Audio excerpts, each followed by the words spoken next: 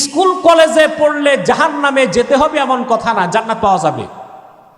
কিন্তু স্কুল কলেজে যে কুফরি মতবাদগুলো পড়ানো হয় বিবর্তনবাদের মতো, তা বিশ্বাস করলে 100% জাহান্নামে যেতে হবে। আবুল্লাহ সামারকান্দি রাহমাতুল্লাহ তানবিহুল গাফিলিনে লিখেছেন, শাসক যদি ফাসেক ফাজের হয়, শরীয়ত মোতাবেক না চলে, ওই রকম শাসক বা গভর্নমেন্টের সাথেও কোনো আলেম সম্পর্ক রাখতে পারবে একটা নিয়তে, যে আমার মতো আলেম প্রেসিডেন্ট প্রধানমন্ত্রীর পাশে যদি থাকি, হয়তোবা দিনের পক্ষে কাজ সে করবে না, বিপক্ষে কাজটা করতে দিব না। এই নিয়তে সরকার, প্রেসিডেন্ট, প্রধানমন্ত্রী, রাজা বাদশার সাথে আলেমরা সম্পর্ক করতে পারে। কিন্তু না, আমরা দেখি বর্তমানে আমাদের দেশে যারা আছে সব মোল্লা ফৈজির উত্তরসূরি। মোল্লা ফৈজি, ওনাদের চিন্তা একটাই, কিভাবে সরকারের আশেপাশে থেকে বড় বড় ডিপার্টমেন্টগুলো দখল করা যায়, পদ পদবি পাওয়া যায়, গাড়ি বাড়ি পাওয়া যায়। এটা আলেমে হক্কানির কাজ না, আলেমে সুয়ের কাজ, দুষ্ট আলেমের কাজ, দালাল আলেমের কাজ।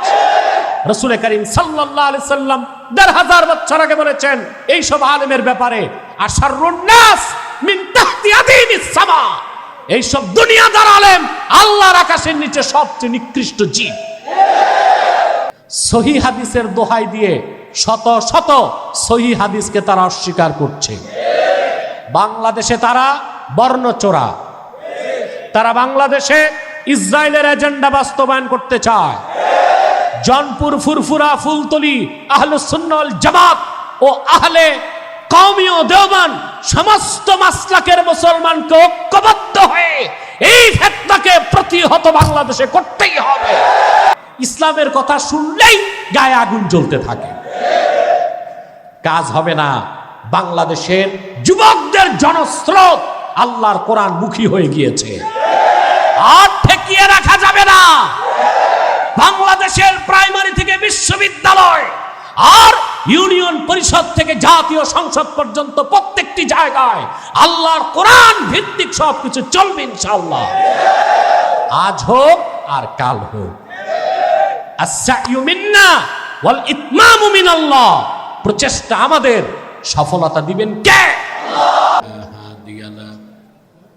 ونشهد أن لا إله إلا الله وحده لا شريك له ونشهد أن سيدنا وحبيبنا ومولانا محمدا عبد الله ورسوله صلى الله عليه وعلى آله وصحبه وسلم الذي أكمل الله به قصر النبوة، أي ختم الله به النبوة وحكم أن لا نبي بعده، وأعلن في القرآن بالبرهان أن محمدا صلى الله عليه وسلم خاتم النبيين والمرسلين الذي أرسله بالحق بشيرا ونذيرا وداعيا إلى الله بإذنه وسراجا منيرا. فقد قال الله تعالى في كلامه المجيد والفرقان الحميد: أعوذ بالله من الشيطان الرجيم، بسم الله الرحمن الرحيم. وإذ قال ربك للملائكة إني جاعل في الأرض خليفة، قالوا أتجعل فيها من يفسد فيها ويسفك الدماء ونحن نسبح بحمدك ونقدس لك، قال إني أعلم ما لا تعلمون وعلم آدم الأسماء كلها ثم عرضهم على الملائكة فقال أنبئوني بأسماء هؤلاء إن كنتم صادقين صدق الله العظيم وصدق رسوله النبي الكريم ونحن على ذلك من الشاهدين والشاكرين والحمد لله رب العالمين إن الله وملائكته يصلون على النبي يا أيها الذين آمنوا صلوا عليه وسلموا تسليما اللهم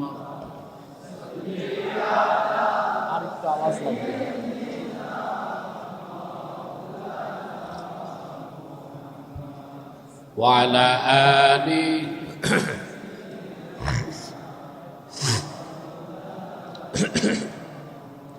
محبت پرن اللهم صل على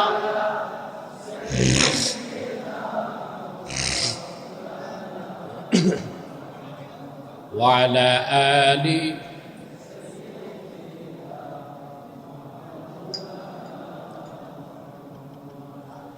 میرا دل تڑپ رہا ہے میرا جل رہا ہے سینہ یہ دوا وہی ملے گی مجھے لے چلو مدینہ اللہم صلی علی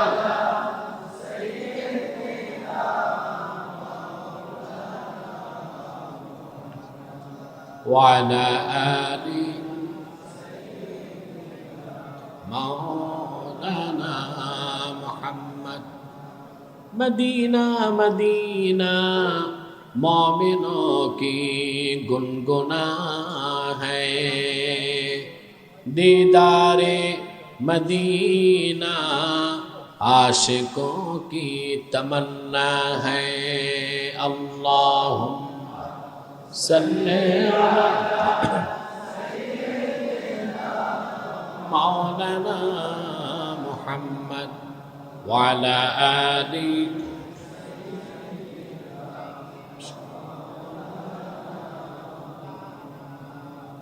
محمد رسول اللہ صلی اللہ علیہ وسلم ختم اللہ بہ النبوہ وحكما لا نبي بعده بلغ العلا بكماله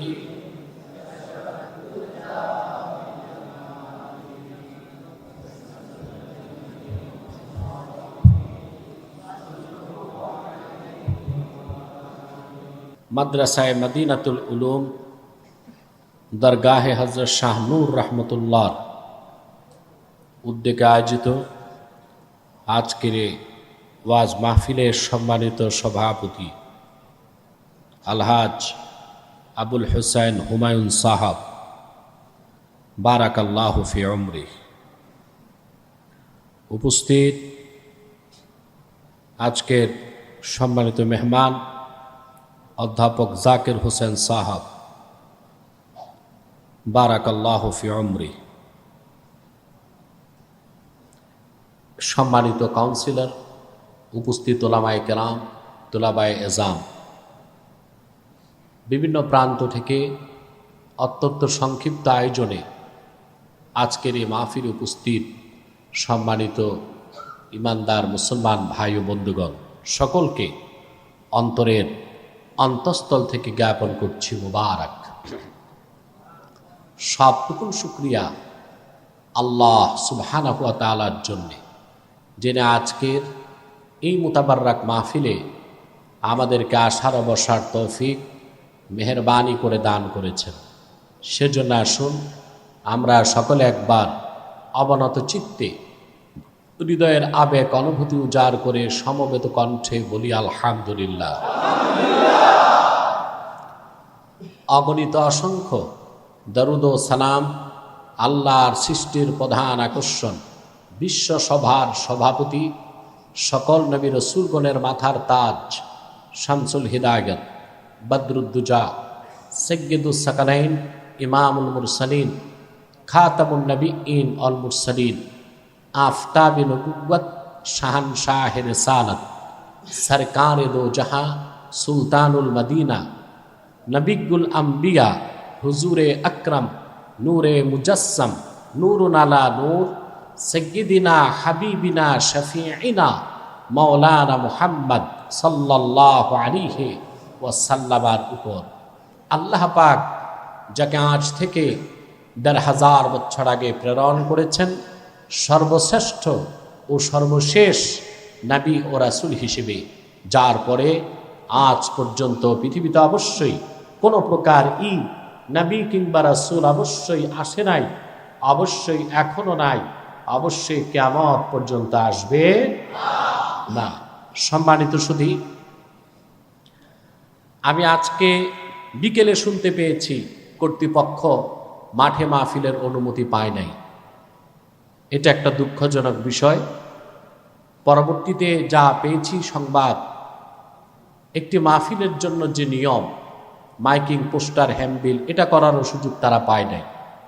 আমার বিশ্বাস আল্লাহ তাআলা মাহফিলকে কবুল করেছেন বলেই অধিক সংখ্যক কোরআন প্রেমিককে উপস্থিত হওয়ার সুযোগ দান করেছেন। আলহামদুলিল্লাহ, এটা আল্লাহ তাআলার একটি মেহেরবানি, একটি দয়া এবং অনুগ্রহ আমাদের উপর, এটা আমার বিশ্বাস। ঠিক কিনা?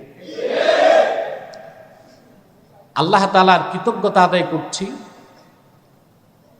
শত বাধা বিঘ্নের পরও আল্লাহ তাআলা আমাদের প্রোগ্রামকে কবুল করেছেন, আপনাদেরকে উপস্থিত করেছেন, আর আমি অধমকে আপনাদের খেদমতে হাজির করেছেন। আলহামদুলিল্লাহ।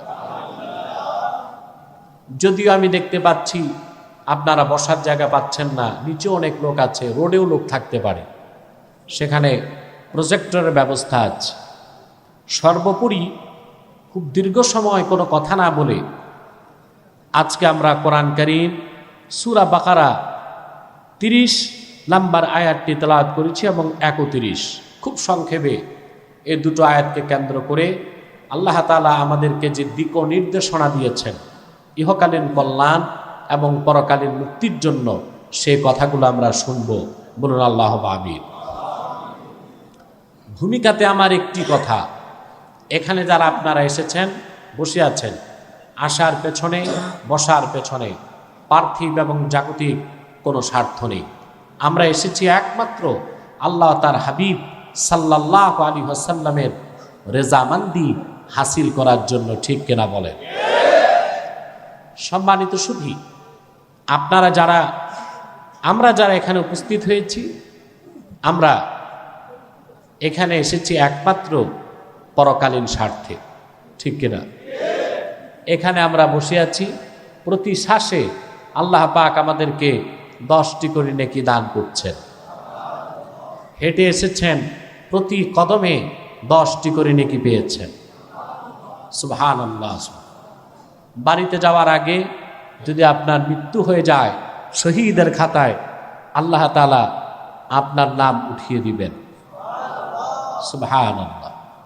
হাদিস সাক্ষী রাসূল করিম সাল্লাল্লাহু আলাইহি ওয়াসাল্লাম ইরশাদ করেছেন, মানুষ যখন কোরআনের ইলম শিখার জন্য বসে যায়, এটা আপনারা যে বসেছেন, এটা মুজালাসাতুল উলামা, আলেমদের সাথে বসেছেন। ঠিক কিনা? আর বসেছেন আল্লাহর কোরআনকে সামনে রেখে। এর ফায়দা যে কত বেশি তা তো আপনি চিন্তা করতে পারবেন না। সুবহানাল্লাহ। হযরত ইব্রাহিম খাওয়াস রাহমাতুল্লাহ বলেছেন, দাওয়াউল কুলুবে আরবা, মানুষের যে অন্তর, এই অন্তরকে রোগমুক্ত করার জন্য ঔষধ হচ্ছে 4টি। কয়টি? তার মধ্যে একটি হচ্ছে মুজালাসাতুস সুলাহা, নেককার আল্লাহওয়ালাদের সাথে উঠা বসা করা। সুবহানাল্লাহ। এখানে প্রচুর লোক আছে যারা আল্লাহর মকবুল বান্দা, ঠিক কিনা? আমরা বসেছি আল্লাহর জিকিরে। জিকির মানে শুধু মুখে জিকির করাই জিকির নয়, কোরআন শরীফ শোনাও জিকির, করাও জিকির, বরং সবচেয়ে বড় জিকির জিক্র এ কোরআন, ঠিক কিনা? আল্লাহ পাক কোরআন কারীমে বলেছেন, ওয়ামান আ'রাদা আন যিকরি ফাইন্না লাহু মাঈশাতান দানকা ওয়া নাহশুরুহু ইয়াওমাল কিয়ামাতি আ'মা। আর যেই হতভাগা, ওয়ামান আ'রাদা আন যিকরি, আর যেই হতভাগা আমার জিকির থেকে তার মুখটা ফিরায় নিল, কোরআন থেকে মুখ ফিরায় নিল, আল্লাহ পাক বলেন তার জন্য রয়েছে সংকুচিত রিজিক। আর কাল কিয়ামতের দিন আমি আল্লাহ তাকে অন্ধ করে হাসরে উঠাবো। একটু বড় গলায় বলেন সুবহানাল্লাহ। এ কোরআন কি? জিক, জোরে বলেন জিক। কোরআন শোনাও জিক, কোরআন থেকে কথা বলাও জিক। আল্লাহ পাক কোরআন কারীমে বলেছেন, ফাযাক্কির ইন নাফাতিদ যিকরা সায়াযাক্কারু মান ইয়াখশা ওয়া ইয়াতাজান্নাবুহাল আশকা। ফাযাক্কির, মুহাম্মদ সাল্লাল্লাহু আলাইহি ওয়াসাল্লাম আপনি জিকির করুন। আই ইজ হুম, আপনি কোরআন থেকে সাহাবায়ে কেরামকে ওয়াজ করুন। এই ওয়াজকে আল্লাহ কি বলেছেন? যারা বলে জিক্র। এই জন্য কোরআন কারীম থেকে কথা বলা এবং শোনা এটা শ্রেষ্ঠ জিকির। খুশি হলেন না? সুবহানাল্লাহ। আমার প্রিয় ভাই বন্ধুগণ, তাহলে কোরআন কারীম থেকে কথা শোনাও জিকির, কথা বলাও জিকির। এই যে জিক্রে বসে গেছেন, আল্লাহর রহমত কি পাচ্ছেন? কথা বলেন। আল্লাহর কোরআনের জিক্রে যে বসেছেন, রহমত যে পাচ্ছেন, বিশ্বাস আছে? হাদিস সাক্ষী, মুমিন যখন ইলমে দ্বীন শিখার জন্য বসে যায়, একদল রহমতের ফেরেশতা মাহফিলের রিপোর্ট দেবার জন্য আল্লাহর কাছে চলে যায়।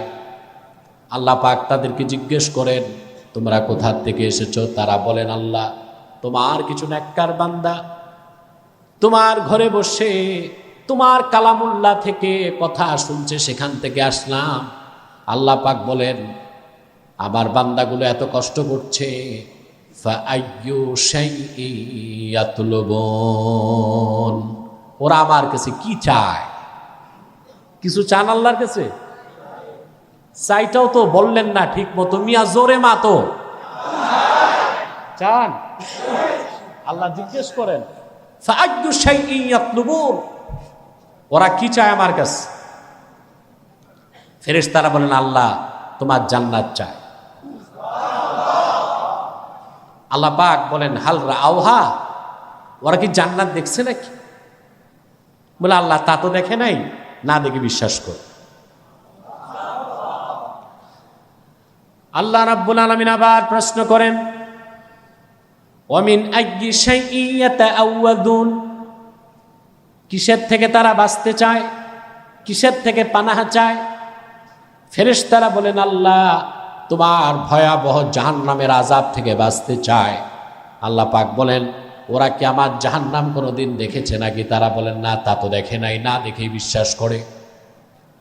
আল্লাহ রাব্বুল আলামিন বলেন, ফেরেশতারা সাক্ষী থাকো, যারা আমার জান্নাত দেখে নাই, জাহান্নাম দেখে নাই, না দেখে আমার কোরআনকে ভালোবেসে বসে আছে, আমি আল্লাহ তাদের জীবনের সব গুনাহ মাফ করে দিলাম, তাদের জন্য আমার জান্নাতকে ওয়াজিব করে দিলাম।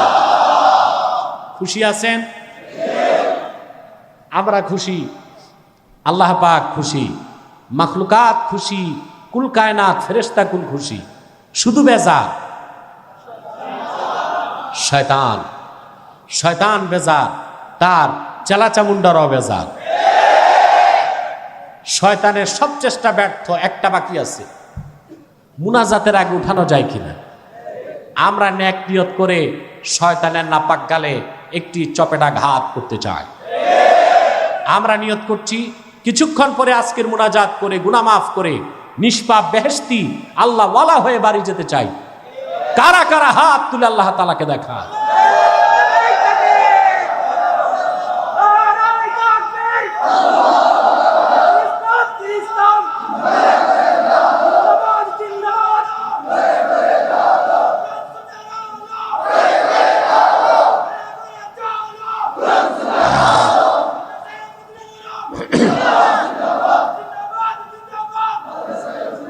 আল্লাহ কবুল করুন, আল্লাহ কবুল করুন, আল্লাহ মঞ্জুর করুন, বলুন আল্লাহুম্মা আমিন। প্রিয় সুধী, আর দেরি নয়, সরাসরি আমরা মূল আলোচনায় প্রবেশ করছি। আমার সঙ্গে আপনারাও তেলাওয়াত করুন, যেন প্রতিটি অক্ষরে নূর আল্লাহ তাআলা আমাদের সিনায় মানকুশ করে দেন। বলেন আল্লাহুম্মা আমিন। পড়ুন আউযু বিল্লাহি মিনাশ শাইতানির রাজীম। বিসমিল্লাহির রাহমানির রাহিম। وَإِذْ قَالَ رَبُّكَ لِلْمَلَائِكَةِ إِنِّي جَاعِلٌ فِي الْأَرْضِ خَلِيفَةً قالوا أتجعل فيها من يفسد فيها ويسفك الدماء ونحن نسبح بحمدك ونقدس لك قال إني أعلم ما لا تعلمون صدق الله العظيم। পড়ুন সাদাকাল্লাহুল আযীম ওয়া সাদাকা রাসূলুহুন নবিয়্যুল হাবিবুল কারীম ওয়া নাহনু আলা যালিকা মিনাশ শাহিদিন ওয়াশ শাকিরিন আলহামদুলিল্লাহি রাব্বিল আলামিন। আল্লাহ পাক সূরাতুল বাকারাতে 30 নম্বর আয়াতে তার হাবিব মুহাম্মদ সাল্লাল্লাহু আলাইহি সাল্লামকে পৃথিবীর আদি মানব হযরত আদম আলাইহিস সালাম তাকে কেন আল্লাহ সৃষ্টি করলেন, মানব জাতিকে কেন সৃষ্টি করলেন, আল্লাহ তাআলা সেই মূল লক্ষ্য এবং উদ্দেশ্যকে স্মরণ করিয়ে দিলেন। আল্লাহ পাক বলেন, স্মরণ করুন মুহাম্মদ সাল্লাল্লাহু আলাইহি ওয়াসাল্লাম, যখন আপনার রব আল্লাহ তাআলা ফেরেশতাদের উদ্দেশ্যে বললেন, ইন্নী জাইলুন ফিল আরদে খলিফা, আমি পৃথিবীতে ভূপৃষ্ঠে আমার খলিফা, আমার স্থলাভিষিক্ত নিযুক্ত করতে চাই। সুবহানাল্লাহ। ক্বালু আতাজআলু ফিহা মান ইউফসিদু ফিহা ওয়া ইয়াসফিকুদ দিমা। মুফাসসিরগণ এই আয়াতের তাফসীর লেখেন, ফেরেশতারা বললেন, আতুরিদু আন তাখলুকা খালিকাতান, আপনি কি পৃথিবীতে এমন কোন নতুন সৃষ্টি করতে চান যারা পৃথিবীতে ইউফসিদু ফিহা, পৃথিবীতে ফাসাদ করবে, ফিতনা করবে, সন্ত্রাস করবে, মারামারি রাহাজানি করবে, ওয়া ইয়াসফিকুদ দিমা, আর রক্তপাত ঘটাবে। ওয়া নাহনু নুসাব্বিহু বিহামদিক, মানুষ সৃষ্টির তো দরকার নাই, আমরাই তো সর্বদা আপনার তাসবিহ পাঠ করছি। ওয়া নুকাদ্দিসু লাক, আপনার পবিত্রতা ঘোষণা করছি। আল্লাহ পাক জবাব দিলেন, ক্বালা ইন্নী আ'লামু মা লা তা'লামুন, তিনি বললেন, নিশ্চয় আমি যা জানি তোমরা তা জানো না। আল্লাহ পাক এখানে আদমকে কেন সৃষ্টি করলেন, আদমের শ্রেষ্ঠত্ব, আদম সন্তানের শ্রেষ্ঠত্ব, মানুষ সৃষ্টির মূল কারণ সব কিছু আল্লাহ পাক তুলে ধরলেন। সুবহানাল্লাহ। কোরআনপন্থী যারা ঈমানদার বিশ্বাসী, তাদের জীবন দর্শন আর অবিশ্বাসী কাফের মুশরিকদের জীবন দর্শন এক নয়, পার্থক্য আছে।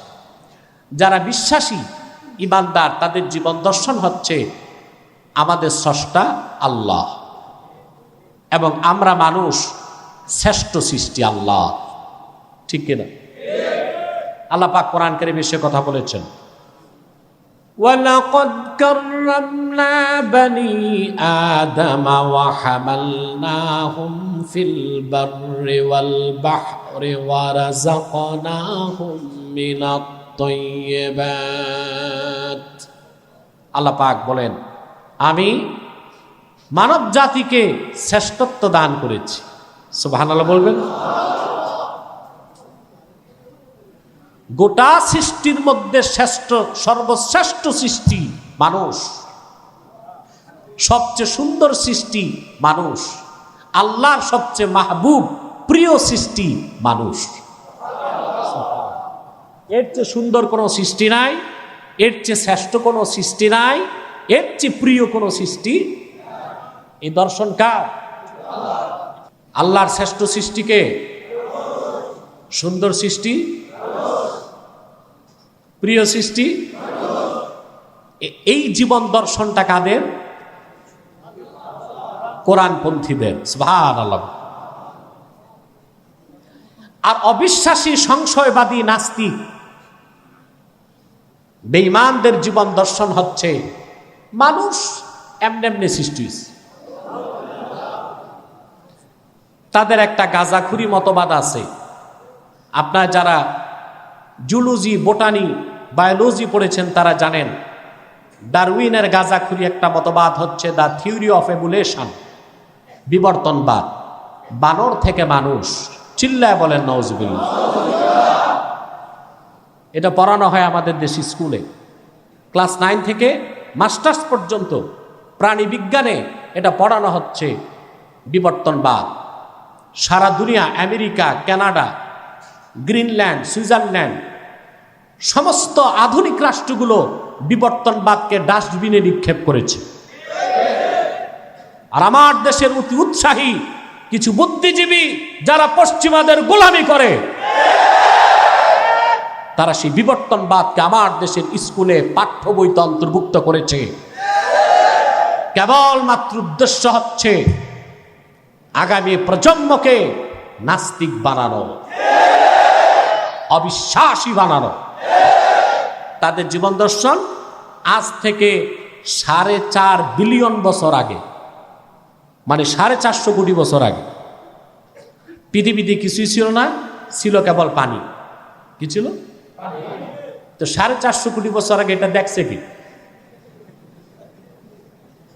বিজ্ঞান মানে হচ্ছে, বিজ্ঞানের কথা হবে জাস্টিফাই করা, প্রুফড, প্রমাণিত।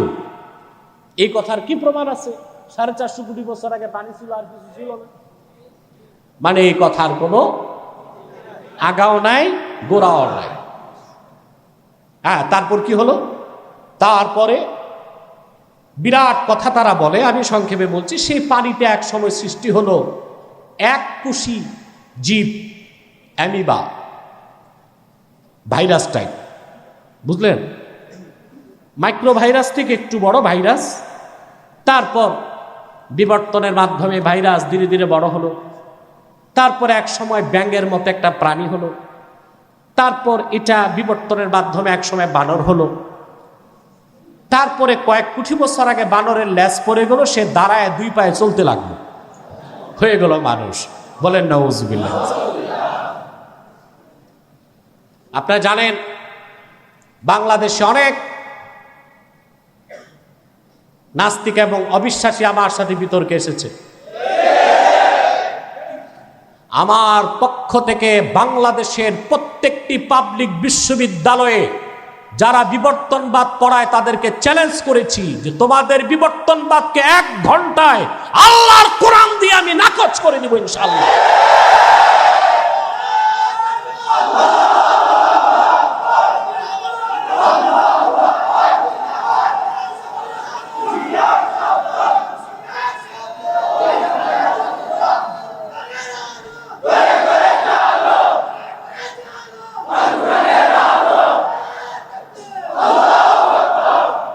প্রিয় সুধী, দুনিয়ার সমস্ত বিজ্ঞানীরা একমত হয়ে ফাতাওয়া দিছে। বিজ্ঞানীদের একটা ফাতাওয়া আছে, ঠিক না?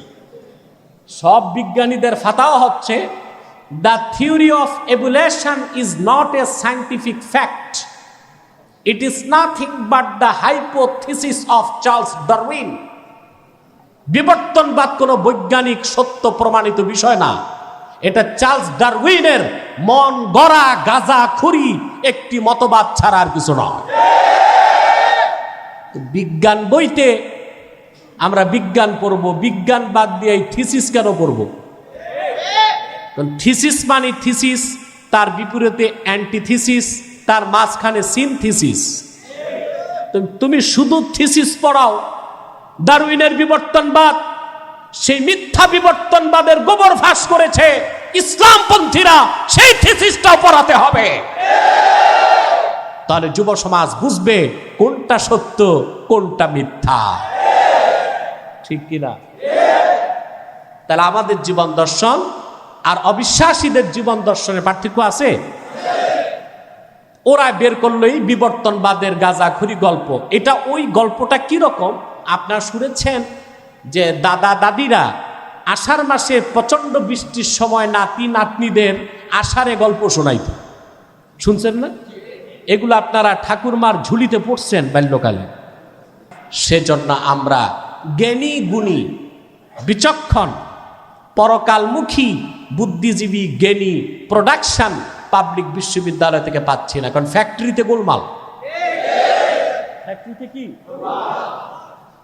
দেশে কিছু ভালো মানুষ তৈরি করতেছে মাদ্রাসা, যে মাদ্রাসাই বলেন, কওমি মাদ্রাসা থেকে তৈরি হচ্ছে দেশের শ্রেষ্ঠ সন্তান মুফাসসির মুহাদ্দিস মুফতিগণ।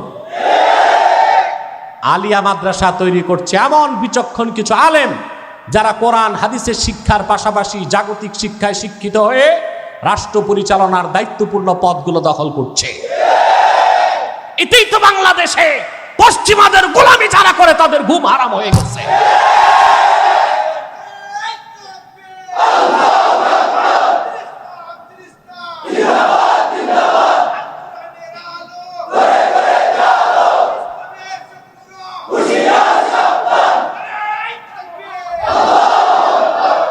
এদেশের প্রতিটি মানুষ, কি আওয়ামী লীগ কি বিএনপি, তারা মাদ্রাসাকে ভালোবাসে, সহযোগিতাও করে। কিন্তু কিছু কিছু জায়গায় কিছু কিছু মানুষ ঘাপটি মেরে বসে আছে হুতুম পেঁচার মতো। মাদ্রাসা নিয়ে তাদের যথেষ্ট অ্যালার্জি। এক বিচারপতি সাবেক বলেছে মাদ্রাসা হচ্ছে সন্ত্রাসের আতুর ঘর, মাদ্রাসা হচ্ছে সন্ত্রাসের ডেলিভারি রুম। বিচারপতি, তুমি রিটায়ার্ড করেছো, বেঁচে গেছো, তোমার মাথায় শয়তান পেশাব করেছে। মাদ্রাসা থেকে একজন সন্ত্রাসী তৈরি হয় না। যত বোমাবাজ, সন্ত্রাসী, চাঁদাবাজ তোমাদের বিশ্ববিদ্যালয়গুলো প্রোডাকশন দেয়। ওই বিশ্ববিদ্যালয়গুলোর চেহারা এখন বদলে দিচ্ছে আমার দেশের মাদ্রাসার ছাত্ররা। ভর্তি পরীক্ষায় বিশ্ববিদ্যালয়ে সব ফার্স্ট সেকেন্ড থার্ড সব মাদ্রাসার ছাত্র। আলহামদুলিল্লাহ বলবেন। নাস্তিক পাড়ায় আগুন লেগেছে, জাতীয় বিশ্ববিদ্যালয় তো জাতীয় মাদ্রাসা হয়ে যাবে, হবে না তো কি হবে? আমার মাদ্রাসার ছাত্র তার রাত শেষ হয় তাহাজ্জুদ নামাজ দিয়ে, দিন শুরু হয় ফজরের নামাজ দিয়ে, কোরআন তেলাওয়াতের মাধ্যমে সে পড়ার টেবিলে যায়, রাতে ইবাদত করে, দিনে মাদ্রাসায় পড়ে। তোমার সোনার সন্তানগুলো সারা রাত টিএসসির মোড়ে দেয় আড্ডা, হাতে গাঁজা আর হেরোইনের পোটলা, পকেটে কলম নাই, পিস্তল আছে। ওরা রেজাল্ট ভালো করবে কেমন করে?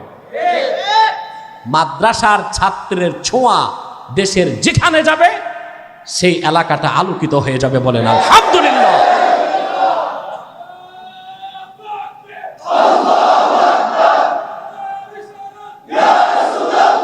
সাল্লাল্লাহু আলাইহি ওয়াসাল্লাম।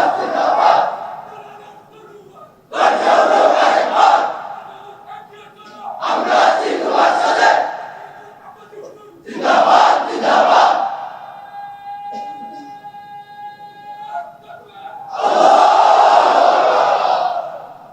আল্লাহ কবুল করুন, আল্লাহ মঞ্জুর করুন।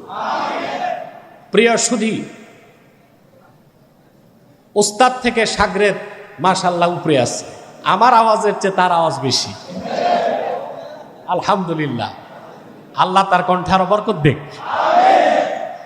প্রিয় সুধী, তার জীবন দর্শনে পার্থক্য আছে। আমরা আমাদের বিশ্বাস, আমাদেরকে সৃষ্টি করা হয়েছে মহাপরিকল্পনার অধীন, আর অবিশ্বাসীদের বিশ্বাস সৃষ্টি করা হয় নাই নিজে নিজে। ব্যাঙের ছাতা, তারপর বানর, বানরের লুম্বা, তারপর মানুষ। এই হচ্ছে জীবন দর্শনে বিরাট পার্থক্য। তারপরে আমাদের জীবন দর্শন হচ্ছে আমাদেরকে তৈরি করা হয়েছে জান্নাতে। কোথায়? জান্নাতে। সুবহানাল্লাহ বলবেন না?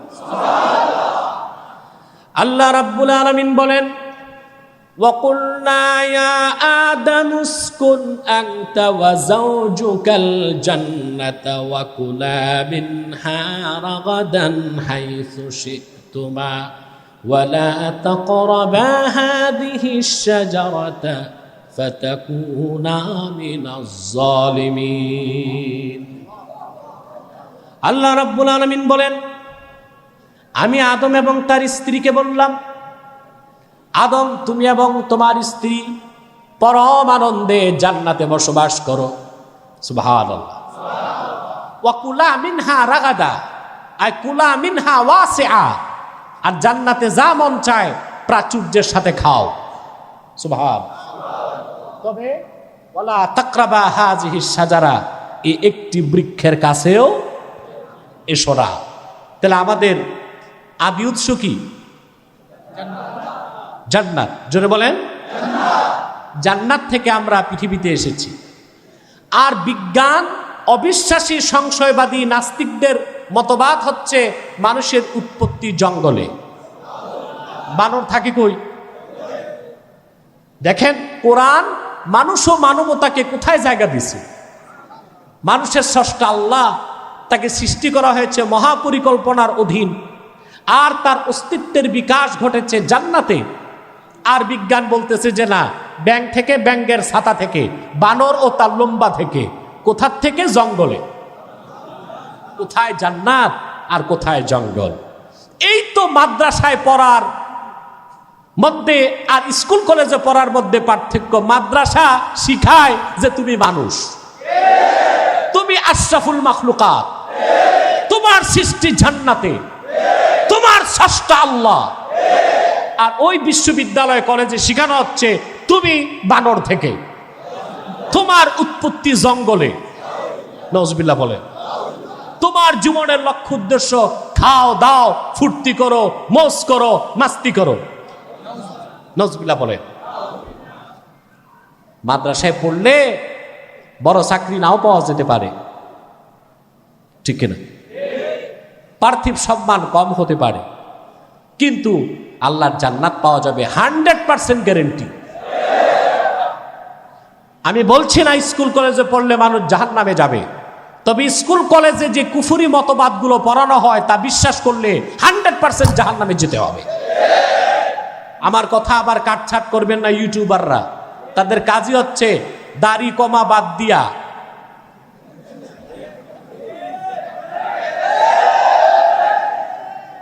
সামনে পিছে মাইনাস করে মন গড়া ক্যাপশন বানায় দেয়। এটা করবেন না। কালকে আবার এটা দিয়েন না যে আব্বাসী বলেছে স্কুল কলেজে পড়লে জাহান্নামে যেতে হবে। এটা আমি বলি নাই। স্কুল কলেজে পড়লে জাহান্নামে যেতে হবে এমন কথা না, জান্নাত পাওয়া যাবে। কিন্তু স্কুল কলেজে যে কুফরি মতবাদগুলো পড়ানো হয় বিবর্তনবাদের মতো, তা বিশ্বাস করলে 100% জাহান্নামে যেতে হবে। এবার বুঝতে পারছেন আমার কথা? কথা বলে না। প্রিয় সুধী, সেজন্য বলছি আমাদের ইমানদার এবং বিশ্বাসীদের জীবন দর্শন এবং অবিশ্বাসীদের জীবন দর্শনে আরেকটি বড় পার্থক্য হচ্ছে, আমাদের বিশ্বাস মানুষ হচ্ছে আল্লাহর শ্রেষ্ঠ সৃষ্টি, আল্লাহর সুন্দর সৃষ্টি, আল্লাহর প্রিয় সৃষ্টির নাম হলো বনি আদম। এই জন্য আল্লাহ তাআলা এই শ্রেষ্ঠ সৃষ্টিকে সবচেয়ে সুন্দর গঠন দান করেছেন, বলেন সুবহান। তাফসীরুল কবির 11তম খণ্ডে যতটুক মনে পড়ে আমার 327 কি 28 পৃষ্ঠায় ইমাম ফখরুদ্দিন রাজি রহমতুল্লাহ আলাইহি সূরা 3-এর তাফসীর করতে যে লিখেন, আরব দেশের কোন এক শাসক বিবাহ করেছে, তার স্ত্রীকে নিয়ে রাতের বেলা চন্দ্রিমা রাতে বাগানে ঘুরতেছে। নতুন স্ত্রী পেয়ে আবেগ আপ্লুত শাসক বাগানে ঘুরতেছে। পূর্ণিমার চাঁদ তার দুগ্ধ ফেনশিপ শোভা ছড়িয়ে দিয়েছে চতুর্দিকে। একদিকে নতুন স্ত্রী, আরেকদিকে ফুলের গ্রান, আরেকদিকে পূর্ণিমার চাঁদ। বাদশার আবেগ তুঙ্গে উঠেছে। আবেগে আপ্লুত হয়ে বাদশা তার স্ত্রীকে বলে ফেলল, লাউলাম তাকুনি আহসানা মিনাল কামার ফাআনতে কাজা। তুমি যদি চাঁদ থেকেও সুন্দরী না হও তো তুমি তালাক। আবেগে তো মানুষ অনেক কথাই বলে। আমার কাছে প্রতি মাসে 10টা 12টা ফতুয়া নিতে মানুষ আসে। মানুষ খুব আজগুবি কাজও করে বাংলাদেশে আবেগে।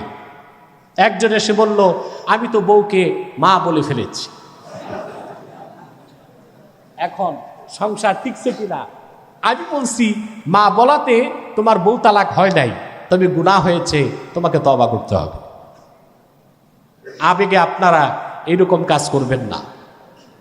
কথা বুঝতে পেরেছেন? আবার শুনলাম এক পুরুষ তার স্ত্রীকে খুব মেরেছে। তখন স্ত্রী বাঁচার জন্য বলেছে, তুমি আমার বাপ।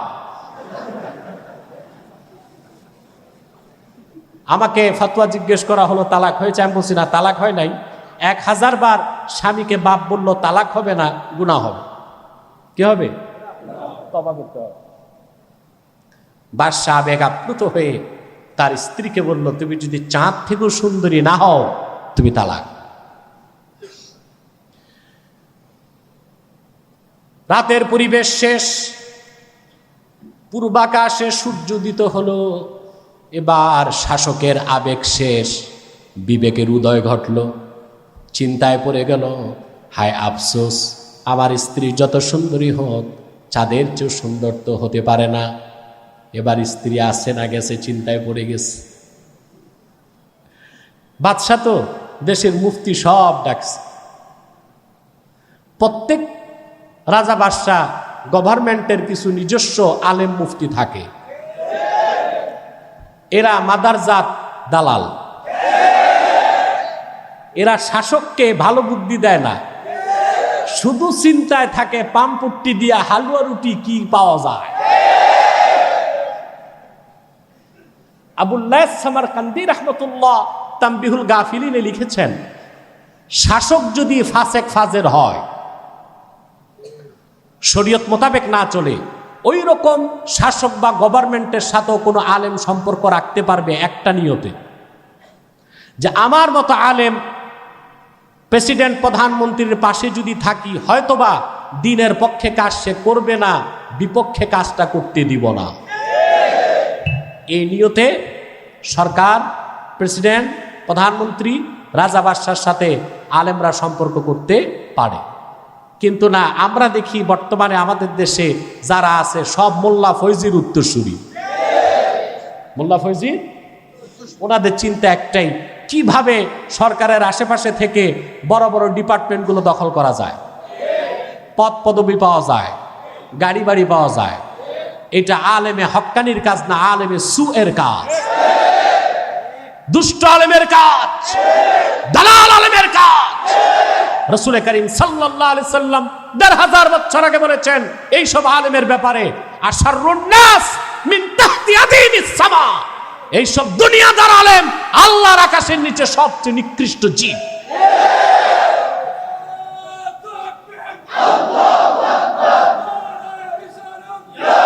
সাল্লাল্লাহু আলাইহি ওয়াসাল্লাম।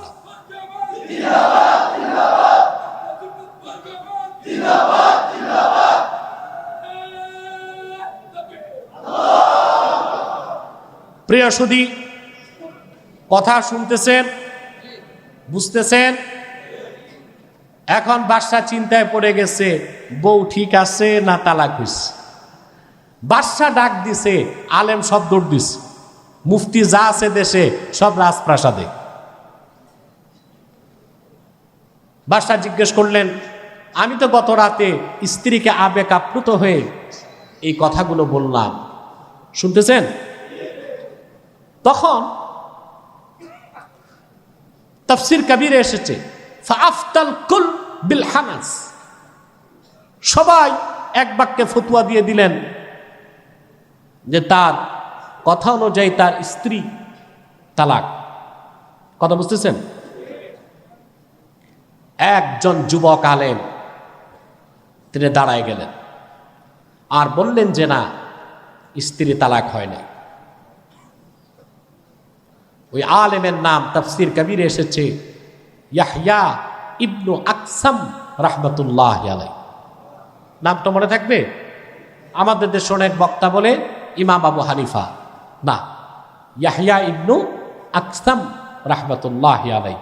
তিনি দাঁড়ায় বললেন যে না, আপনার স্ত্রী তালাক হয় নাই, কারণ আপনার স্ত্রী চাঁদের চেয়েও সুন্দরী। সমস্ত আলেমরা বলল, তুমি বাচ্চা মানুষ, বয়স তোমার কম, আমাদের তো ফতোয়া দিতে দিতে দাড়িগুলো পেকে গেছে। তখন অন্য আলেমরা তাকে তিরস্কার করল, হাল খালাফতা শুয়ুখাক, তুমি তোমার উস্তাদদের বিরোধিতা করো। আরে ভাই, উস্তাদ যদি কোরআন সুন্নাহ বিরোধী কথা বলে, উস্তাদকে আদবের সাথে বিরোধিতা করতে হবে। ইসলামে বুজুর্গ পারাস্তি, আলেম পারাস্তি নাই। আলেমকে শ্রদ্ধা করতে হবে, পীরকে শ্রদ্ধা করতে হবে, কিন্তু শ্রদ্ধা বাদ দিয়া পীর আলেম নেতা যা বলল অন্ধের মতো তার পূজা করা যায় না।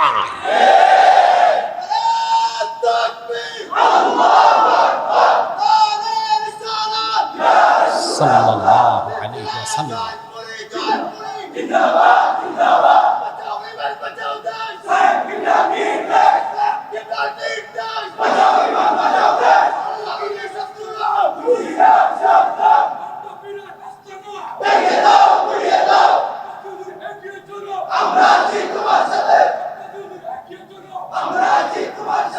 আমার প্রিয় ভাই বন্ধুগণ, উস্তাদ, পীর, নেতা শ্রদ্ধা করতে হবে, ঠিক কিনা?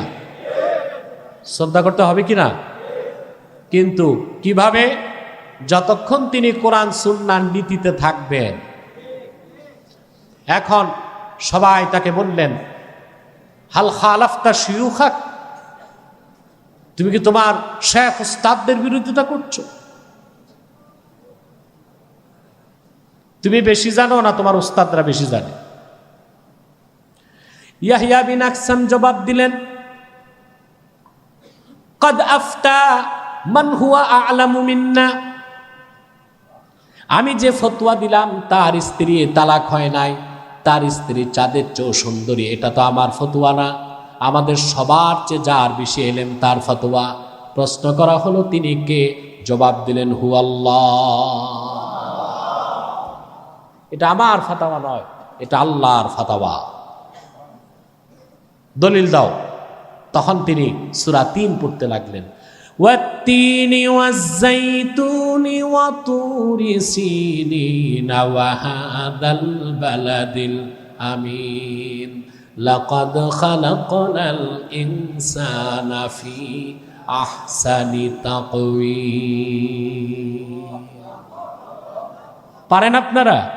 পড়েন একবার, ওয়াত-তিনি ওয়াজ-যাইতুনি ওয়া তুরি সিনিনা ওয়া হাদাল বালাদিল আমিন লাকাদ খালাকনাল ইনসানা ফি আহসানি তাকওয়িম। সুবহান। ইয়াহইয়া বিন আকসাম বললেন, আল্লাহ রাব্বুল আলামিন 4 বার কসম করেছেন, শপথ 3 ফলের, শপথ জাইতুনের, শপথ সিনাই উপত্যকার পর্বতমালার, শপথ নিরাপত্তার নগরী আমার দোস্ত মুহাম্মদ সাল্লাল্লাহু আলাইহি ওয়াসাল্লামের মওলিদ নিরাপত্তার নগরী এই মক্কা মুকাররমার। চারবার কসম করে আল্লাহ পাক জবাবে কাসামে বললেন, লাকাদ খালাকনাল ইনসানা ফি আহসানি তাকওয়িম। নিশ্চিত সন্দেহাতীত ভাবে আমি মানুষকে তৈরি করেছি সবচেয়ে সুন্দর গঠনে, আকারে, সুরতে, অবয়বে, স্ট্রাকচারে। বলেন সুবহানাল্লাহ। এবার জবাব দেন, আল্লাহর শ্রেষ্ঠ সৃষ্টি, সুন্দর সৃষ্টি, প্রিয় সৃষ্টি। এই শ্রেষ্ঠত্বের পিছনে, এই সৌন্দর্যের পিছনে, মানুষের এই মর্যাদার পিছনে সবচেয়ে বড় যেই জিনিসটা অবদান, সে কথাটাই আল্লাহ সূরা বাকারার 30 নম্বর আয়াতের মধ্যে এবং পরবর্তী আয়াতগুলোতে 31, 32, 33 নম্বর আয়াতের মধ্যে আল্লাহ তাআলা আলোচনা করেছেন। আমি সংক্ষেপে তা বলে দিচ্ছি। আল্লাহ পাক আদমকে তৈরি করতে চাইলেন, পুরা কথাটা বুঝে আসছে। আমি কিন্তু আয়াতে কারিমার ব্যাখ্যা বোঝার জন্য একটি পর্যায় আপনাদেরকে নিয়ে আসলাম। এখন মনোযোগটা আরেকটু প্রগাঢ় করতে হবে। পারবেন না ইনশাল্লাহ? প্রিয় ভাই বন্ধুগণ, এই শ্রেষ্ঠত্বের পিছনে, মানুষের এই মর্যাদার পিছনে মূলভূত কারণ কি আল্লাহ সেটা আলোচনা করেছে। ফেরেশতারা মানব সৃষ্টির পক্ষে ছিল না বিপক্ষে? জোরে বলেন। আল্লাহ পাক হযরত আদমকে তৈরি করলেন, সৃষ্টি করলেন। তারপরে আল্লাহ পাক কোরআন কারিমে বলেন, ওয়া আল্লামা আদামাল আসমাআ কুল্লাহা। আল্লাহ আদমকে সব কিছুর নাম শিক্ষা দিলেন, অর্থাৎ সব কিছুর ইলম শিক্ষা দিলেন। সুবহানাল্লাহ, একটু জোরে বলেন। মাঝখানে একটা ঘটনা ঘটছে, আদমকে তখনও অস্তিত্ব দেওয়া হয় নাই। ফেরেশতারা পরস্পর সমালোচনা করতে লাগলো। কারা? কথাগুলো পাবেন তাফসীর বাগাবী প্রথম খণ্ড, যার প্রসিদ্ধ নাম মাআলিমুত তানজিল, ইমাম বাগাবী রাহমাতুল্লাহর সংকলন। সেখানে কথাগুলো পাবেন। আমি রেওয়ায়েত বিল আলফাজ না করে রেওয়ায়েত বিল মানা করছি। ফেরেশতারা সমালোচনায় লিপ্ত হয়ে গেল। কি সমালোচনা? এক ফেরেশতার কাছে বলতে লাগলো, ইয়াখলুকু রাব্বুনা মা ইয়াশা ওয়ালাকিন লা ইয়াখলুকু রাব্বুনা আকরামা ইলাইহি মিন্না। ফেরেশতারা বলা বলি করতে লাগলো, ইয়াখলুকু রাব্বুনা মা ইয়াশা, আমাদের রব যা খুশি তা বানাবেন, যা খুশি তা আমাদের বাধা তিনি বলেন মানবেন না, আমাদের বাধা তিনি। ফেরেশতারা একটা চ্যালেঞ্জ করলো। কি করলো? চ্যালেঞ্জ করলো, ওয়ালাকিন লা ইয়াখলুকু রাব্বুনা খালকান আকরামা ইলাইহি মিন্না। কিন্তু কখনো আমাদের রব আল্লাহ তাআলা আমাদের চেয়ে শ্রেষ্ঠ মর্যাদাপূর্ণ কোন সৃষ্টি তৈয়ার করবেন না। চ্যালেঞ্জ করল কারা? জোরে বলেন না ভাই। আল্লাহ রাব্বুল আলামিন হযরত আদমকে তৈরি করলেন। অবাক হয়ে যাবেন মুসলমান, আল্লাহ তাআলা সব কিছু সৃষ্টি করেন হুকুম দিয়ে। তিনি বলেন কুন, হয়ে যায়। কিন্তু সহিহ বুখারী সাক্ষী, আদম আলাইহিস সালামের দেহটা আমার আল্লাহ রাব্বুল আলামিন নিজের হাত দিয়ে তৈরি করেছেন। সুবহানাল্লাহ বলেন। এটা আমার কথা নয়, সহিহ বুখারীর হাদিস, 2য় খণ্ডে এসেছে। হাদিসটি আল্লাহর হাবিবের শাফাআতের ব্যাপারে। কাল হাসর ময়দানে সমস্ত নবীগণ যখন স্থির হয়ে যাবে, জাহান্নামের দরজা খোলা থাকবে, মিজানের পাল্লা চালু করা হবে না, মানুষগুলো স্থির হয়ে যাবে, নবীগণ বলা বলি করতে থাকবে। আজকে আল্লাহর কোনো প্রিয় বান্দা যদি আল্লাহর কাছে সুপারিশ করতেন, আর জাহান্নামের দরজা বন্ধ করা হতো, মিজানের পাল্লা চালু করা হতো, আমরা কতই না শান্তি পেতাম। মানুষগুলো দৌড়িয়ে সব হযরত আদমের কাছে যাবে, যে বলবেন আনতা আবুন নাস, এটা বুখারীর ইবারত, আনতা আবুন নাস ওয়া খালাকাকাল্লাহু বিয়াদিহি, আদম তুমি মানব জাতির পিতা, শুধু তাই নয় আল্লাহ পাক নিজের হাত দিয়ে তোমাকে তৈরি করেছেন। ইশফা লানা ইলা রাব্বিক, তোমার রবের কাছে আমাদের জন্য এখন সুপারিশ করো। সুবহানাল্লাহ বলবেন না? আমরা কি শাফাত বিশ্বাস করি? আল্লাহর হাবিবের শাফাআতকে যারা অস্বীকার করে তাদেরকে মুসলমান বলার কোনো সুযোগ না। কারণ মুহাদ্দিসগণ একমত, ইন্নাল আখবারা বিশাফাআতিন নবী সাল্লাল্লাহু আলাইহি ওয়াসাল্লাম ক্বাদ বালাগা হাদ্দাত তাওয়াতুর। আল্লাহ রাসূল মুহাম্মদ সাল্লাল্লাহু আলাইহি সাল্লাম সুপারিশ করবেন মানব জাতির জন্য হাসর ময়দানে, জান্নাতে। এই হাদিসগুলো মুতাওয়াতিরের দরজা লাভ করেছে। আর মুতাওয়াতির হাদিসের অস্বীকারী বলতে লজ্জা হয়, কাফের হয়ে যায়। অতএব রাসূলুল্লাহর শাফাআতকে যারা অস্বীকার করে তাদেরকে আমরা বাতিলপন্থী, পথভ্রষ্ট এবং গুমরাহ মনে করে থাকি। আছে বাংলাদেশে এইরকম দল আছে। আপনারা জানেন তাদের গোমর এখন ফাঁস হচ্ছে। বাংলাদেশে খ্রিস্ট ধর্ম প্রচারে ওরাই সবচেয়ে বেশি সুযোগ করে দিচ্ছে। আপনারা ইন্টারনেটে আমার বক্তব্যগুলো দেখবেন, আব্বাসী টিভি লিমিটেডে দেখবেন, তাদের গোমরগুলো ফাঁস হচ্ছে। আমি উত্তরবঙ্গে কুষ্টিয়াতে গিয়েছিলাম খ্রিস্টানদেরকে ইসলামের দাওয়াত দিতে। কিছু মুসলিম খ্রিস্টান হয়ে গিয়েছিল। আমি খ্রিস্টান ব্যক্তিকে জিজ্ঞেস করলাম, তুমি আল্লাহর হাবিবের দিন ইসলাম ছেড়ে খ্রিস্টান ধর্মে চলে গেলা কেন? সে বলল, একটাই কারণ, মুহাম্মদ সাল্লাল্লাহু আলাইহি সাল্লাম তো শাফাত করতে পারবেন না, ঈসা তো শাফাত করবে। আমি বললাম, আল্লাহর হাবিব মুহাম্মদ সাল্লাল্লাহু আলাইহি সাল্লাম শুধুমাত্র শাফাত করবেন, ওনার শাফাতের আগে ঈসা কেন, মুসা কেন, কারোই শাফাতের সুযোগ থাকবে না। এই কথা কোরআন কারীমেও আছে, এই কথা তোমার বাইবেলেও আছে। আর ঈসা শাফাত করবে না এই প্রমাণ কোরআনেও আছে, বাইবেলেও আছে। সে বলল না বাইবেলে না। আমি বলছি বাইবেল আনো। আর সে আনে না, কারণ সে জানে সে ধরা খাবে। এখন বলেন, রাসূলুল্লাহ সুপারিশ করতে পারবেন না, আল্লাহ রাসূল সাল্লাল্লাহু আলাইহি সাল্লাম শাফাত করতে পারবেন না, এই ধরনের আকীদা ছড়ায় বাংলাদেশে কারা? তারাই ছড়ায় যারা মাযহাবকে মানে না, তারাই ছড়ায় যারা আউলিয়া একরামকে শ্রদ্ধা করে না, তারাই ছড়ায় যারা আল্লাহর ওলিদের শানে বেয়াদবি করে থাকে, তারাই ছড়ায়।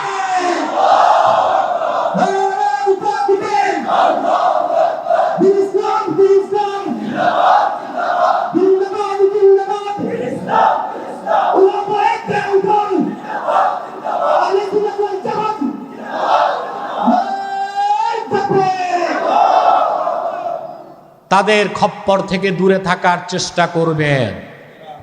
আপনাদের সিলেটে তারা বড় ঘাঁটি তৈরি করে ফেলেছে। কাজ একটাই, মাযহাব ছাড়ো, পীরি মুরিদি ছাড়ো, আর কোনো কাজ নাই।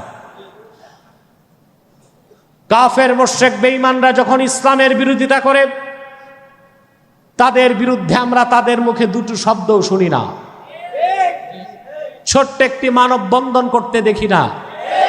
যত ফতুয়াবাজি সুন্নি জামাতের বিরুদ্ধে, আহলে হকের বিরুদ্ধে, মাযহাবের বিরুদ্ধে, পীরি মুরিদির বিরুদ্ধে। কাজ একটাই, ইসরায়েল থেকে ইহুদিরা ঠিকাদারি দিছে মুসলমানের নামাজ কমাও।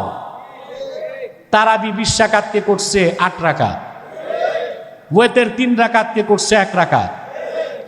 সহি হাদিসের দোহাই দিয়ে শত শত সহি হাদিসকে তারা অস্বীকার করছে। বাংলাদেশে তারা বর্ণচোরা, তারা বাংলাদেশে ইসরায়েলের এজেন্ডা বাস্তবায়ন করতে চায়। জনপুর, ফুরফুরা, ফুলতলি, আহলুস সুন্নাহ ওয়াল জামাত ও আহলে কওমীয় দেওবন্দ সমস্ত মাসলাকের মুসলমানকে ঐক্যবদ্ধ হয়ে এই ফিতনাকে প্রতিহত বাংলাদেশে করতেই হবে।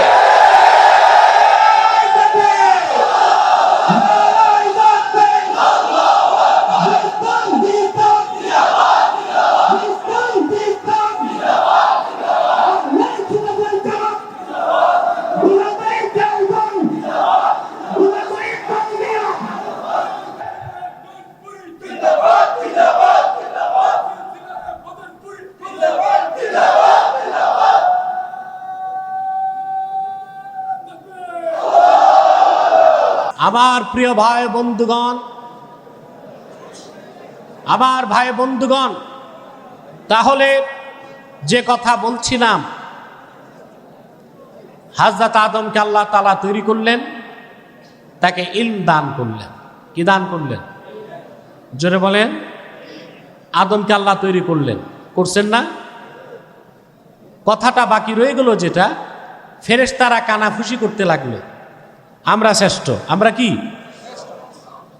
আদম আমাদের তে শ্রেষ্ঠ হবে না। যুক্তি কি? কোন যুক্তি তাদের?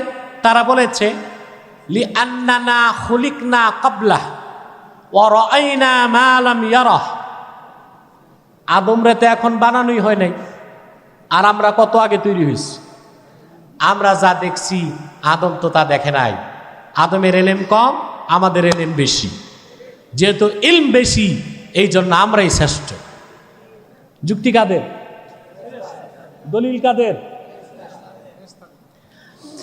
এবার আসেন আল্লাহ পাক ফেরেশতাদের দলিল, এই ফেরেশতাদেরকে প্রমাণ করে দিলেন আদম শ্রেষ্ঠ।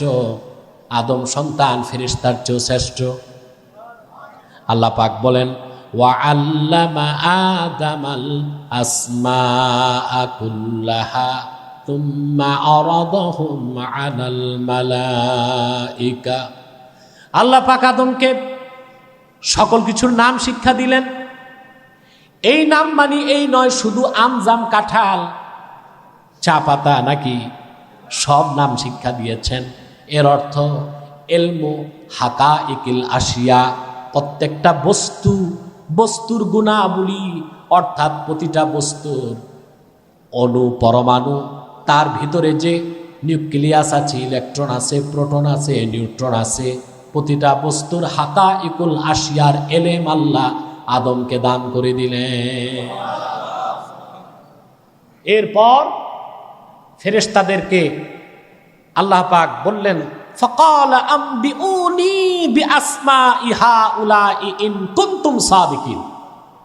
একদিকে ফেরেশতা, আরেকদিকে আদম। একদিকে বিলিয়ন বিলিয়ন ফেরেশতা, ওখানে জিবরিল আছে, মিকাইল আছে, ইসরাফিল আছে, মালাকুল মউত আছে, সব আছে। আর একদিকে বিলিয়ন বিলিয়ন ক্যান্ডিডেট, আরেকদিকে একজন ক্যান্ডিডেট। উনি কে? বলেন। আল্লাহ পাক ফেরেশতাদেরকে বললেন এই জিনিসগুলোর নাম বলো। কি বলো? আদমকে যে নামগুলো শিখালেন, ফেরেশতাদেরকে বললেন তোমরা নামগুলো বলো, যদি তোমরা তোমাদের দাবিতে সত্যবাদী হও। দাবি কি ছিল? আমাদের এলেম বেশি, আদমের এলেম কম। ফেরেশতারা একটি বস্তুর নামও বলতে পারল না। তারা কি বলল? আল্লাহ পাক বলেন ক্বালু সুবহানাকা লা ইলমা লানা ইল্লা মা আল্লামতানা ইন্নাকা আনতাল আলিমুল হাকীম। সুবহানাক, আয় আল্লাহ পবিত্রতা সবটুকুন তোমার।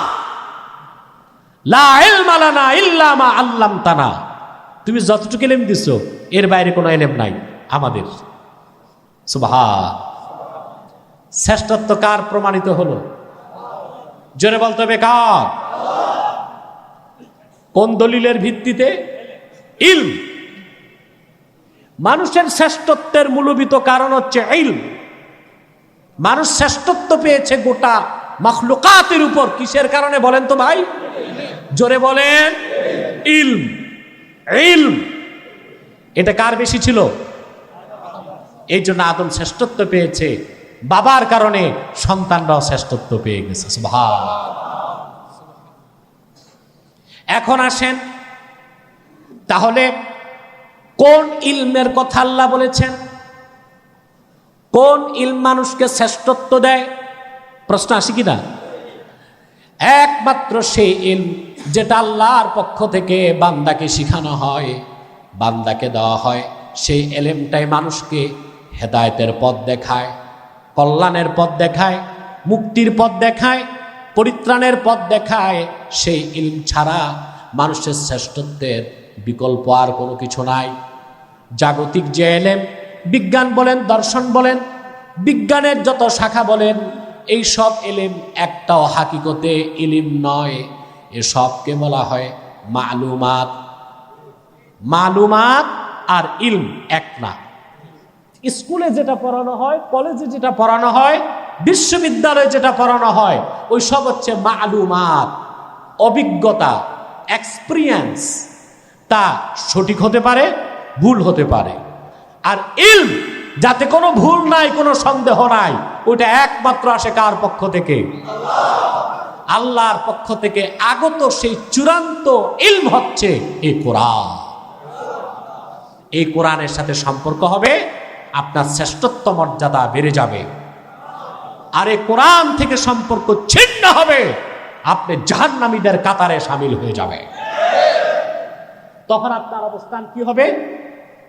আপনার মর্যাদা তো থাকবেই না, মানুষ তো দূরে থাক, আপনার স্তর শুকর, কুকুর, ইতর প্রাণীর চেয়ে নিচে চলে যাবে। কথা বুঝতেছেন? আল্লাহ রাব্বুল আলামিন বলেন, ওয়ালাকাদ যারানা লিজাহান্নামা কাসীরাম মিনাল জিন্নি ওয়াল ইনসি লাহুম কুলুবুন লা ইয়াফকাহুনা বিহা ওয়া লাহুম আযানুন লা ইয়াসমাউনা বিহা ওয়া লাহুম আ'য়ুনুন লা ইউবসিরুনা বিহা ওয়া লাহুম আযানুন লা ইয়াসমাউনা বিহা উলাইকা কাল আনআমি বাল হুম আদাল ওয়া উলাইকা হুমুল গাফিলুন। আমি অধিক সংখ্যক জিন আর মানুষকে তৈরি করেছি জাহান্নামের ইন্ধন হিসেবে, যাদের অন্তর আছে কিন্তু সেই অন্তরে কোরআনকে অনুধাবন করে না। ওদের কপালের দুই চোখ ফিট আর অন্তরের চোখ আনফিট। অর্থাৎ ওই যে একটা কথা আছে, চোখ থাকতে অন্ধ, কপাল আমার মন্দ। আল্লাহ বলেছেন, ওয়ালাকিন তা'মাল কুলুবুল্লাতী ফিস সুদূর। ওরা চোখে দেখে, বাহ্যিক চোখে দেখে, কিন্তু সিনায় যে চোখ আছে, সুবহানাল্লাহ, ওই চোখে তারা অন্ধ। ওই চোখে তারা কি? অন্ধ। দেখেন না, বিশ্ববিদ্যালয়ে পাশ করে অক্সফোর্ড আর ক্যামব্রিজ থেকে পড়াশোনা করে আসে, সব বুঝে, শুধু কোরআন শরীফ বুঝে না।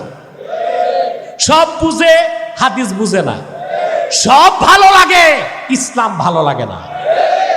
লাগবে কেমন করে? মন মগজে পশ্চিমাদের মেডিসিন, ঠিক কিনা? মাথা ভর্তি পশ্চিমাদের বস্তা পচা মতবাদ নিয়ে বাংলাদেশে আসে, তখন আর কোরআন হাদিস ভালো লাগে না, ইসলাম ভালো লাগে না। ইসলামের কথা শুনলেই গায়ে আগুন জ্বলতে থাকে। কাজ হবে না। বাংলাদেশের যুবকদের জনস্রোত আল্লাহর কোরআন মুখী হয়ে গিয়েছে, আর ঠেকিয়ে রাখা যাবে না। বাংলাদেশের প্রাইমারি থেকে বিশ্ববিদ্যালয় আর ইউনিয়ন পরিষদ থেকে জাতীয় সংসদ পর্যন্ত প্রত্যেকটি জায়গায় আল্লাহর কোরআন ভিত্তিক সবকিছু চলবে ইনশাআল্লাহ। আজ হোক আর কাল হোক। আস-সা'য়ু মিন্না ওয়াল ইতমামু মিনাল্লাহ। প্রচেষ্টা আমাদের, সফলতা দিবেন কে? জোরে বলেন, প্রচেষ্টা আমাদের, সফলতা দিবেন কে? নিরাশ হবার কিছু নাই। সেই ইলম, যে ইলম মানুষকে মর্যাদা দেয়, এই কোরআন কি দেয়? সে কোরআনের সাথে সম্পর্ক করতে হবে, সে কোরআন শরীফ শিখতে হবে। আমরা তো এটা বলি না যে বিশ্ববিদ্যালয় বন্ধ করে দাও, স্কুল বন্ধ করে দাও, ওইটা লাগবে, কিন্তু আমরা চাই ওখানেও আল্লাহর কোরআন পড়ানো হোক। এখন এই কথা বললে বলবেন মৌলবাদী, উগ্রবাদী, আমাদের নাম দিয়েছে ধর্মান্ধ। মৌলবাদী, উগ্রবাদী, আমরা কিছু বুঝি না। ওনারা যে কি বুঝে, 4-4টা ডিবেটে দেখছেন না আল্লাহর রহমতে, কিছুই বুঝে না। ঠিক কিনা? কিছুই বুঝে না। এই কোরআনের এলেম যাদের কাছে আছে, বিজ্ঞান দর্শন তাদের কাছে আদর্শ লিপির মতোই লাগে। অহংকার আর বাড়াবাড়ি চলবে না। সম্পর্ক আল্লাহর কোরআনের সাথে করুন। এদেশে মাদ্রাসাগুলোতে, কবি মাদ্রাসা, আলিয়া মাদ্রাসায় কোরআন হাদিস পড়ানো হয়, কিন্তু আমরা চাই কোরআন হাদিস যদি বাধ্যতামূলক কলেজ এবং ভার্সিটিতে পড়ানো হয়, তাহলে এই দেশ বিশ্বমান চিত্রে একটি উন্নত রাষ্ট্র হিসেবে বিশ্বমান চিত্রে তার অস্তিত্বের প্রমাণ দিতে পারবে ইনশাআল্লাহ। ঠিক কিনা বলেন? বাধ্যতামূলক করতে হবে। আপনি কেন বাধ্যতামূলক করবেন না? বাংলাদেশের 17 কোটি 46 লক্ষ মানুষ, 14 কোটি তো মুসলমান। 14 কোটি মুসলমান চায় আল্লাহর কোরআনের শিক্ষা বাধ্যতামূলক করা হোক, প্রাইমারি থেকে বিশ্ববিদ্যালয় পর্যন্ত। ঠিক কিনা? অতএব তা তো করাই উচিত। আল্লাহর কোরআন যারা শিখবে তারা আল্লাহওয়ালা কর্মকর্তা হবে, নেককার কর্মকর্তা হবে। তখন সচিবালয়ে কোনো ডিপার্টমেন্টে দুর্নীতি খুঁজে পাওয়া যাবে না, ঘুষ খুঁজে পাওয়া যাবে না। যাবে? আইনের নামে বেআইনি কাজ কেউ করবে? অন্যায় কাজ কেউ করবে? কথা বলেন। আমাদের ঢাকা বিশ্ববিদ্যালয় যারা প্রতিষ্ঠা করেছেন, তাদের স্বপ্ন কি বিশ্ববিদ্যালয় পূরণ করতে পেরেছে? পূরণ করতে? কথা বলে না। ঢাকা বিশ্ববিদ্যালয় প্রতিষ্ঠিত হয়েছে 1921 সালে। কত সালে? আর এখন 2021 সাল। 100 বছরে বিশ্ববিদ্যালয়টি বাংলাদেশকে একজন আন্তর্জাতিক মানের বিজ্ঞানী, দার্শনিক, ইঞ্জিনিয়ার, ডাক্তার, রাজনীতিবিদ উপহার দিতে পারেনি। এটা ব্যর্থতা। কিন্তু বিশ্ববিদ্যালয় প্রতিষ্ঠিত করেছিলেন যারা, নবাব আব্দুল লতিফ খান, তিনি জায়গা দিয়েছেন বিশ্ববিদ্যালয়ে। তার উত্তরসূরি নবাব সলিমুল্লাহ আন্দোলন করেছেন বিশ্ববিদ্যালয়ের জন্য। ঢাকা বিশ্ববিদ্যালয় যখন প্রতিষ্ঠিত করার কথা বলা হলো, তখন পশ্চিম বাংলায় ঠাকুর পরিবারে আন্দোলন করল। রবি ঠাকুর তার কবিতা পড়েন, কিন্তু সে চায় নাই বাংলাদেশ স্বাধীন হোক, ঢাকা বিশ্ববিদ্যালয় হোক। তারা মিছিল করেছে। চাষা ভূষাদের আবার কিসের বিশ্ববিদ্যালয়? তারা বিশ্ববিদ্যালয়ে পড়তে হয়, কলকাতা বিশ্ববিদ্যালয়ে আসবে। আন্দোলন করেছিলেন সলিমুল্লাহ খান, এ.কে.এম. ফজলুল হক, হোসেন শহীদ সরওয়ার্দী, আব্দুল হামিদ খান ভাসানী, আর তাদের উত্তরসূরি তখন ছাত্র নেতা হিসেবে বঙ্গবন্ধু শেখ মুজিবুর রহমান। তাদের আন্দোলনের মাধ্যমে ঢাকা বিশ্ববিদ্যালয় প্রতিষ্ঠিত হয়েছিল। কিন্তু 70-এর দশকে সেই বিশ্ববিদ্যালয়ে ছাত্র মৈত্রী ঢুকলো। ছাত্র মৈত্রী, এটা ছাত্র মৈত্রী না, ছাত্র মৃত্যু। এটা বামপন্থী ছাত্র সংগঠন। ছাত্র একটা ঢুকলেই বিশ্ববিদ্যালয়ে হাতে পোটলা দেয়, ওটা হচ্ছে গাজার পোটলা। কলম নিয়ে অস্ত্র তুলে দেয়, নাচ গান থিয়েটার দিয়ে ব্যস্ত করে। ছাত্রগুলো আর পড়াশোনা করতে পারে না, পথভ্রষ্ট হয়ে যায়। একটা ছাত্র যদি সকাল সন্ধ্যা গাঁজা খায়, ওর ইন্টেলিজেন্ট কুইশন, মাথার যে ব্রেন, এটা ঠিক থাকবে নাকি? নাচ গান ভোগ বিলাসে মত্ত হয়ে যায়। সেজন্য ঢাকা বিশ্ববিদ্যালয় আজকে আলোকিত জ্ঞানী মানুষ আমার দেশকে দিতে পারছে না। সেজন্য আমি গভর্নমেন্টকে সুপারিশ করছি, ঢাকা বিশ্ববিদ্যালয় সহ সমস্ত পাবলিক বিশ্ববিদ্যালয় থেকে ছাত্র রাজনীতি বন্ধ করা হোক। 2, প্রত্যেকটি বিশ্ববিদ্যালয়ে কোরআন এবং সুন্নাহর বিষয় ভিত্তিক লেসন বাধ্যতামূলক করা হোক।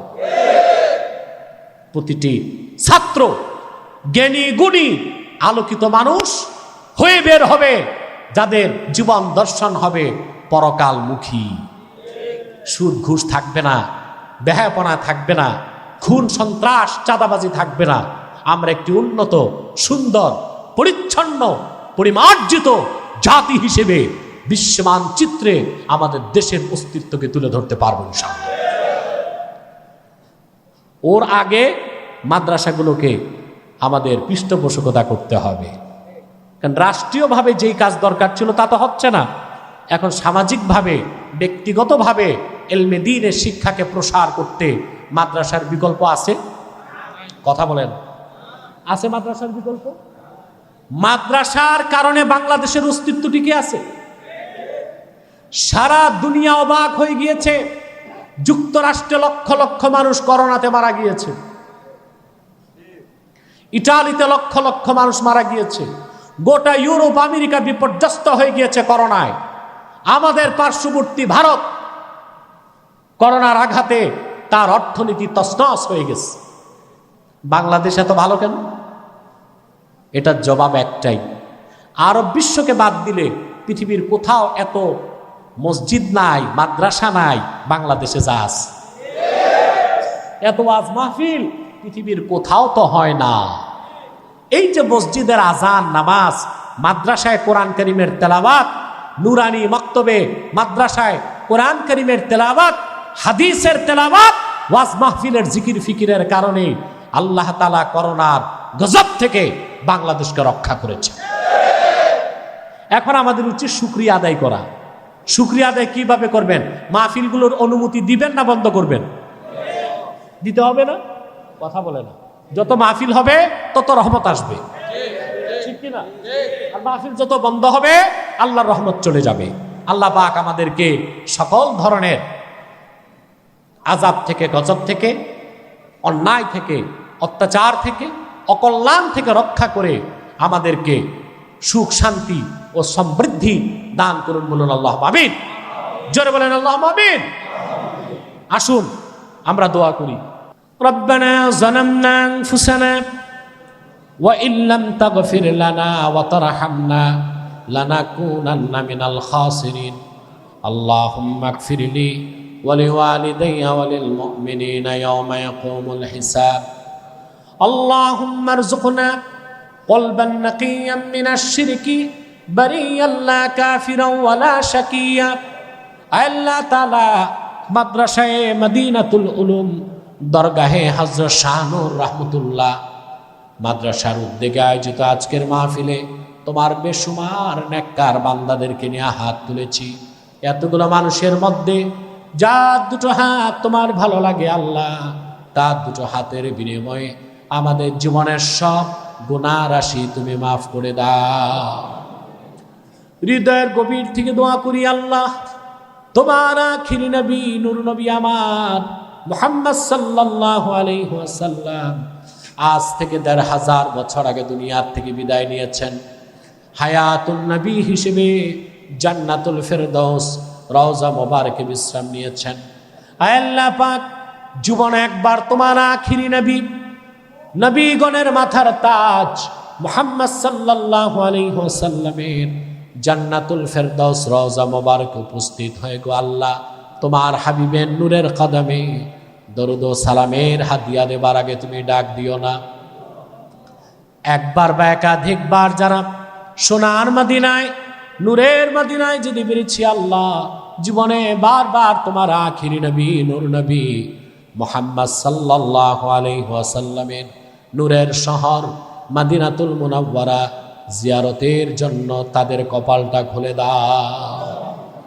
আল্লাহ তাআলা রব্বুল আলামিন হৃদয়ের গভীর থেকে দোয়া করি আল্লাহ তোমার আখিরি নবী নূর নবী আমার মুহাম্মদ সাল্লাল্লাহু আলাইহি ওয়াসাল্লামের নূরের চেহারা মোবারক স্বপ্নে একবার দেখে গো আল্লাহ জান্নাত ওয়াজিব হবার আগে তুমি ডাক দিও না। একবার বা একাধিকবার যারা তোমার আখিরি নবী নূর নবী মুহাম্মদ সাল্লাল্লাহু আলাইহি ওয়াসাল্লামের নূরের চেহারা মোবারক স্বপ্নে দেখার সৌভাগ্য লাভ করেছে আল্লাহ, জীবনে বারবার দেখার জন্য তাদের কপালটা তুমি আল্লাহ সোনার কপাল বানায় দাও। আল্লাহ আমাদের অনেকের বাবা নাই, অনেকের মা নাই, অনেকের বাবা মা একজনও নাই। যত মানুষের বাবা মা দুনিয়ার থেকে বিদায় নিয়ে অন্ধকার কবরে চলে গেছে আল্লাহ, সকল মুসলমান বাবা মার কবরকে তুমি জান্নাতের বাগান বানায় দাও। আল্লাহ তাআলা রব্বুল আলামিন এই মাদ্রাসার জন্য যারা জমিন দিয়েছে, সহযোগিতা করেছে, ধন আর মন দিয়ে খেটেছে, বিশেষ করে হযরত শাহনূর রাহমাতুল্লাহি আলাইহির ভক্তবৃন্দ যারা মাদ্রাসার জন্য এগিয়ে এসেছে, তাদের প্রত্যেককে আল্লাহ তুমি আজরুন আজিম দান করে দাও। ভাইরা আমার, একটি মিনিট সময় ছেড়ে দিলাম। চক্ষুটা বন্ধ করুন, দিলটা নরম করুন, মাথাটা নত করুন। আল্লাহর আখিরি নবী নূর নবী আমার মুহাম্মদ সাল্লাল্লাহু আলাইহি ওয়াসাল্লামের ওসিলা ধরে আল্লাহর কাছে চান, যা চাইবেন তাই কবুল হয়ে যাবে। যদি পারো রে ভাইরা, 2 ফোঁটা চোখের পানি সদকা করে দিই।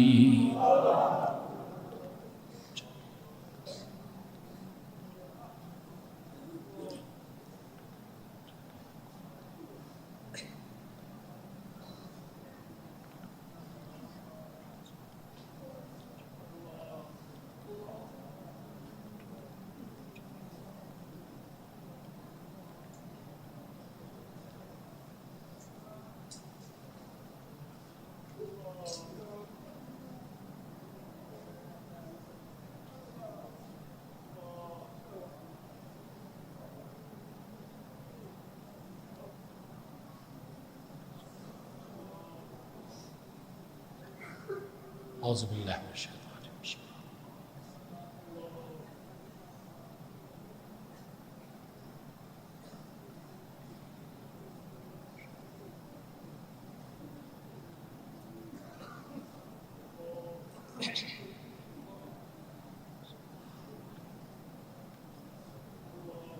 আল্লাহ